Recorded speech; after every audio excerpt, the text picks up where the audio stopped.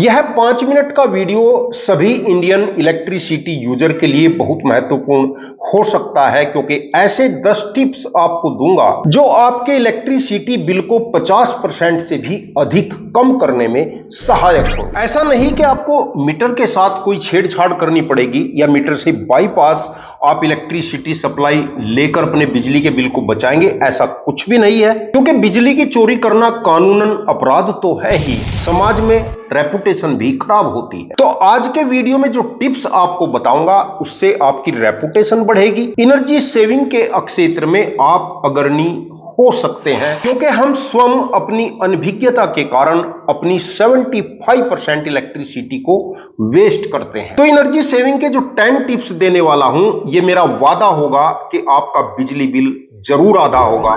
Tips number 1, यदि आपके घर की वायरिंग में स्विच सॉकेट बोर्ड में पुराने टाइप के इंडिकेटर लगे हुए हैं जिनमें फिलामेंट का एक छोटा बल्ब होता है, तो या तो उन इंडिकेटर को हटा दें या उनकी जगह एलईडी वाला इंडिकेटर यूज करें। क्योंकि पुराने टाइप के फिलामेंट वाले जो इंडिकेटर होते थे, एक इंडिकेटर 3 वाट से 5 वाट तक एनर्जी का कंजप्शन करता है। तो मैं नहीं समझता कि इस प्रकार के इंडिकेटर की कोई आवश्यकता है, क्योंकि यदि आपकी लाइन में 10 इंडिकेटर लगातार जल रहे हैं तो मान लीजिए कि 50 वाट का लोड लगातार बेवजह का आपके मीटर पर चल रहा है और आपके बिजली के बिल को बढ़ा रहा है। टिप्स नंबर 2, आपके घर में इन्वर्टर जरूर होगा, बेशक वह एक बैटरी का इन्वर्टर है या 2 बैटरी का इन्वर्टर है या 4 बैटरी का इन्वर्टर। और जैसा कि हमने पहले वीडियो में आपको दिखाया भी है कि इन्वर्टर के द्वारा 50 से 60% तक एनर्जी का लॉस होता है, और इस एनर्जी लॉस में एक बड़ा भाग चार्जिंग के समय होता है। यानी जब हम ग्रिड से अपनी बैटरी को चार्ज करते हैं उस समय एनर्जी का बहुत अधिक लॉस होता है। इस लॉस से बचने के लिए एक बहुत आसान तरीका है, क्योंकि इस समय सोलर पैनल बहुत सस्ता हो गया है, तो हमें अपनी बैटरी को चार्ज करने के लिए सोलर पैनल का यूज करना चाहिए, न कि ग्रिड का। तो इस समय आप अपने इन्वर्टर में ऐसी व्यवस्था करें कि वह ग्रिड से बैटरी को चार्ज न करे। उसके लिए अलग से आप एक सोलर कंट्रोलर और कुछ सोलर पैनल लगा सकते हैं, जिससे आपकी एनर्जी बचेगी और आपका बिजली का बिल बहुत कम हो जाएगा। टिप्स नंबर 3, दोस्तों, जैसे कि हमारे होम अप्लायंस नई नई टेक्नोलॉजी के हो गए हैं, जैसे कि आप देखते हैं कि पहले हम फिलामेंट वाला 100 वाट का बल्ब यूज करते थे, अब उतनी ही रोशनी के लिए, उतने ही प्रकाश के लिए मात्र 9 वाट का एलईडी बल्ब भी सफिशिएंट रहता है। यानी लाइट के लिए हम 90% इफिशिएंट हो चुके हैं।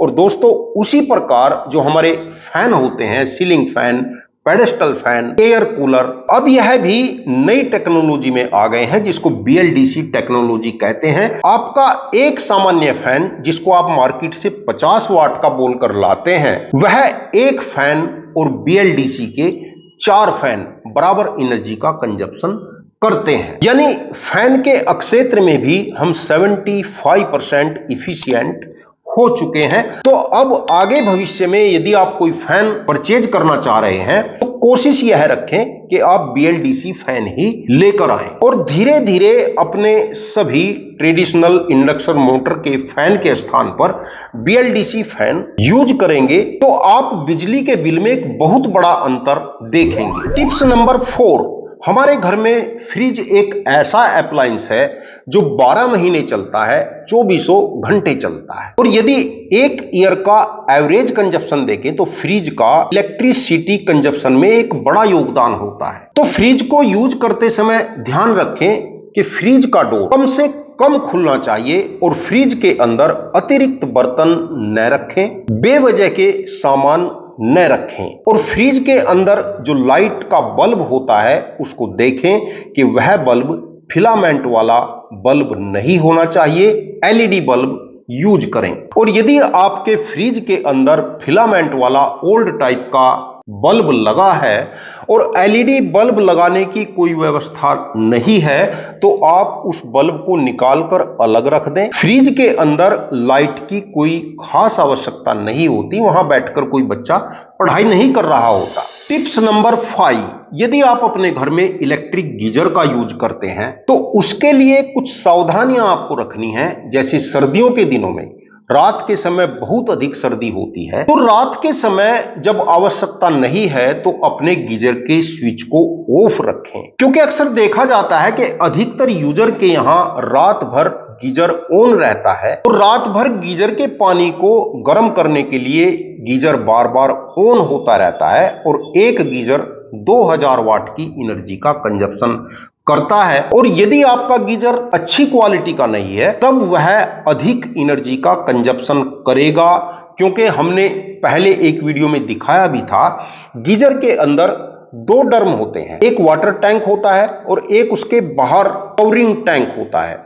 दोनों के बीच में कुछ खाली जगह होती है और उस खाली जगह में इंसुलेटर भरा हुआ होता है। तो हमने गीजर को खोलकर आपको पूरा दिखाया था कि बहुत सारी कंपनियां अच्छे तरीके से इंसुलेटर को सेट नहीं कर पाती हैं, जिससे हमारे गीजर का पानी बहुत अधिक देर तक गर्म नहीं रह पाता है, जल्दी जल्दी ठंडा हो जाता है और बार बार एलिमेंट ऑन होता है और उस पानी को गर्म करता रहता है और रात भर यह प्रक्रिया चलती रहती है, जिससे हमारी एनर्जी बिना वजह, बिना कारण, बिना यूज के ही वेस्ट होती रहती है। और दोस्तों, यदि संभव हो सके तो इलेक्ट्रिक गीजर की जगह आप इमर्शन रोड का यदि यूज करते हैं तो बिजली कंजप्शन कम हो जाता है। और यदि आपके यहां इलेक्ट्रिसिटी यूनिट 8 रुपए यूनिट या उससे अधिक है तब आपको गैस गीजर का इस्तेमाल करना अधिक इफिशिएंट और अच्छा रहेगा। टिप्स नंबर 6, सभी के घरों में वाटर टैंक छत पर रखा हुआ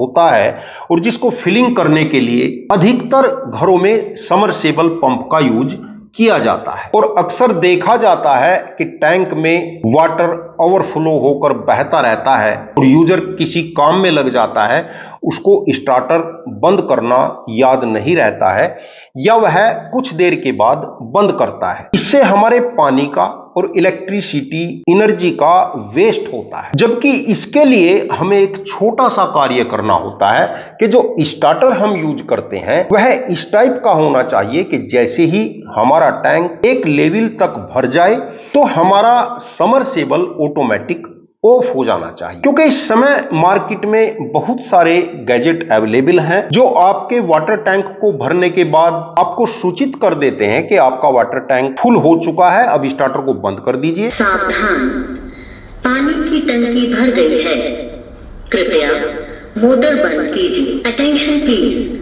water tank is full, please switch off the motor.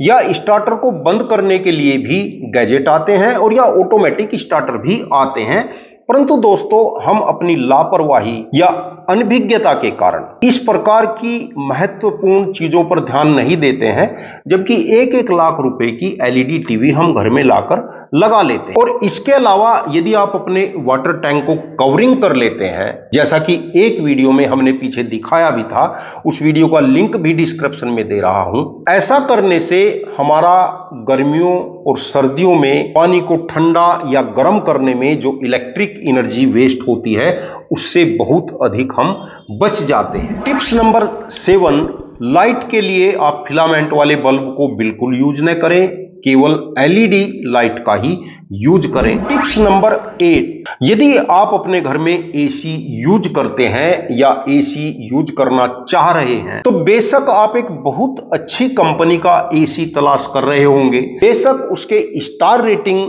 खोज कर रहे होंगे, लेकिन दोस्तों इन चीजों से बिजली सेविंग पर कोई फर्क नहीं पड़ेगा। यदि आप अपने घर में एसी यूज करना चाहते हैं तो एसी को ऐसे कमरे में इंस्टॉल कराएं जिसकी दीवारों और छत पर कम से कम समय के लिए धूप आती हो, जिसकी खिड़की दरवाजे अच्छे से मेंटेन हो और बार बार न खुलते हों, और कोशिश यह रखें कि डोर पर ऑटोमेटिक डोर क्लोजर का यूज करें। टिप्स नंबर 9, अक्सर हम किचन में एलिमेंट वाला हीटर यूज करते हैं या इंफ्रारेड यूज करते हैं, तो दोनों का यूज न करें।